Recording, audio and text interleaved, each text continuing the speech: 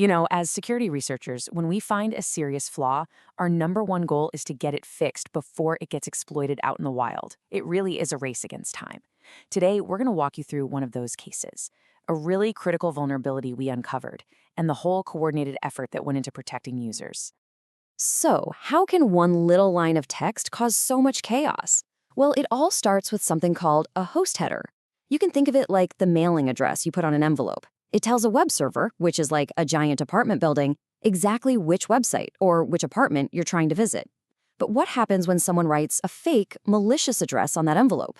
And that brings us to this number, 9.6. This is the CVSS score for the vulnerability. It's basically a standardized way to rate how bad a bug is. On a scale of 1 to 10, where 10 is an absolute catastrophe, a 9.6 is, well, it's about as bad as it gets. It's rated critical because an attacker can pull this off from anywhere on the internet. They don't need a password. They don't need any special access. It's like leaving the front door wide open. Okay, so what is this vulnerability and how does it actually work?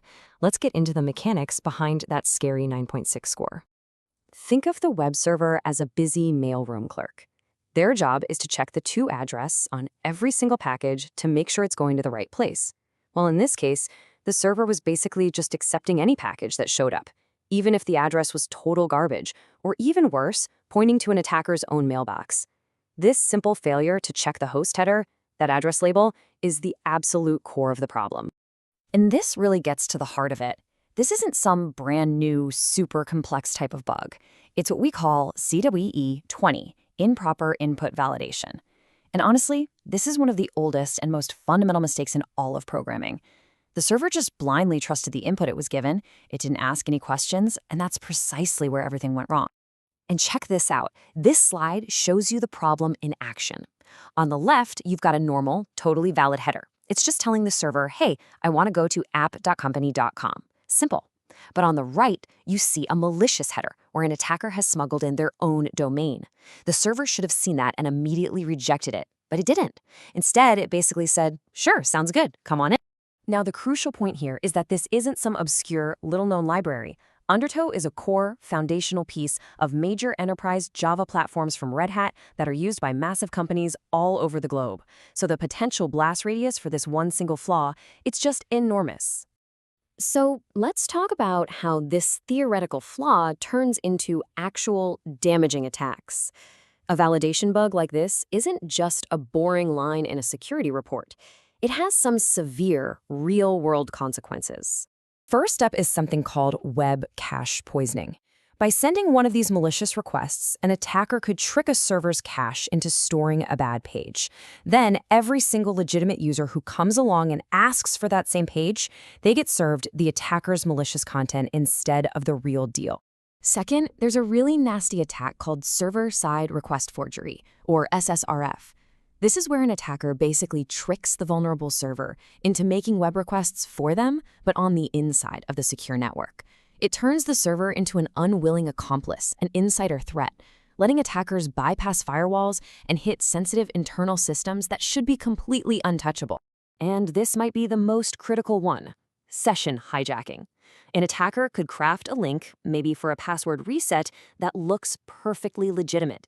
But because they've manipulated the host header, when the user clicks it, the server sends that secret reset token or the session cookie directly to the attacker's server. And just like that, the attacker has complete control of the user's account. So to make that a little more concrete, here's how that cache poisoning attack would actually work. It's a pretty simple 4-step process that basically turns the server's own infrastructure against its own users. It uses the cache as an unwitting accomplice to serve up malware or phishing pages. Now, finding a flaw this bad is really just the first step. The next part, and you could argue it's even more important, is making sure it gets fixed responsibly. This is where our job shifts from being bug hunters to being collaborators.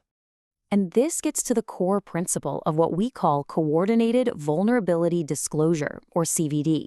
The idea is we don't just find a critical bug and then shout it from the rooftops. That would be irresponsible. Instead, we work privately with the vendors to develop and test a patch, making sure that by the time the threat becomes public knowledge, there's already a defense ready to go. This timeline shows you exactly how that coordinated process works. We first reported the flaw privately to Red Hat way back on Halloween. For the next couple of months, we worked with them completely behind the scenes. It was only after the patches were built, tested, and ready that the official CVE and the public advisories were released. This gives all the defenders out there a critical head start. All right, now for what's probably the most important part. What do you do to protect yourself from this threat?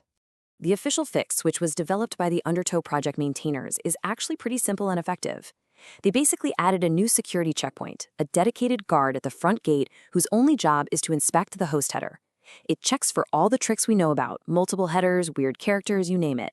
And if it sees anything even slightly suspicious, it just slams the door shut with a bad request error. So the takeaway here is really, really simple. Patch, and do it immediately. If you're using products like JBoss EAP, Red Hat has already released the security advisories you need. And it's super important to know that the vendor has said there are no temporary fixes or workarounds for this. Updating is the only way to be safe. Now, beyond just applying the patch, you can build multiple layers of security. We call this defense in depth. So at the application level, you can set up a strict allow list of only trusted domains. At your network edge, you can configure your firewall or reverse proxy to just drop any requests with bad host headers. And then within Undertow itself, you can turn on other security headers to help protect against any potential future flaws. So if we take a step back, this one vulnerability isn't just an isolated incident. It's really a symptom of a much larger and, frankly, pretty concerning trend that we're seeing in software security. This number, plus 20%, represents the growth in CIS's catalog of known exploited vulnerabilities in 2025 alone. A 20% jump is huge. It means that real-world attackers are finding and weaponizing these flaws faster than ever before. The window of time we have between a bug's discovery and it being used in attacks is definitely shrinking. And you can see that acceleration right here in this chart. After a couple of years where the numbers were pretty steady, 2025 saw this huge spike in the number of vulnerabilities that we know for a fact are being actively used by attackers out in the wild. So, what's the most common root cause behind all of these exploited flaws? It's CW20, improper input validation. The exact same type of weakness that we've been talking about this whole time with the Undertow vulnerability. It's these simple, foundational mistakes that are consistently causing the most damage. And that really brings us to the big takeaway from all of this. This vulnerability wasn't in some high-level custom business logic. It was in a fundamental open-source component that thousands of applications are built on top of. It just highlights a critical reality for all of us.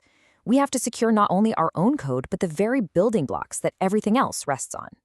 In a world of incredibly complex software, getting this simple, foundational things right is more important than ever.